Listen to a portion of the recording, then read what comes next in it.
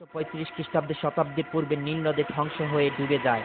সূরা আনফাল 54 নম্বর আয়াতে আল্লাহ পাকের ঘোষণা ফেরাউন সম্পর্কে। আউযু বিল্লাহি মিনাশ শাইতানির রাজীম। বিসমিল্লাহির রহমানির রহিম। كدأب آل فرعون والذين من قبلهم كذبوا بآيات ربهم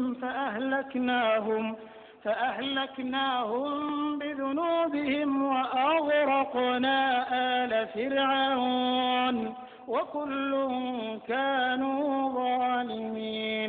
যেমন ছিল রীতি ফেরাউনের বংশধর এবং যারা তাদের পূর্বে ছিল, তারা মিথ্যা প্রতিপন্ন করেছিল স্বীয় পালনকর্তার নির্দেশসমূহকে।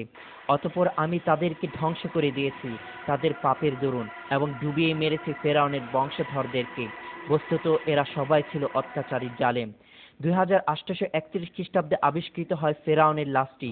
দীর্ঘ 3116 বছর নীল নদের গর্ভে ডুবে থাকে তার লাশটি। না কোনো মাছ তার শরীরে কোনো অংশ খেয়েছে, না শরীরের কোনো অংশ পচে গেছে বা নদীর স্রোতে ভেসে গেছে তার লাশটি। এটাই কি আল্লাহর অস্তিত্ব প্রকাশ পায় না?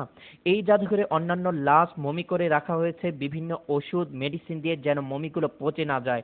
কিন্তু কোরআনে উল্লেখিত ফেরাউনের লাশটি কোনো প্রকার ওষুধ ছাড়াই আল্লাহর নির্মিত মমি।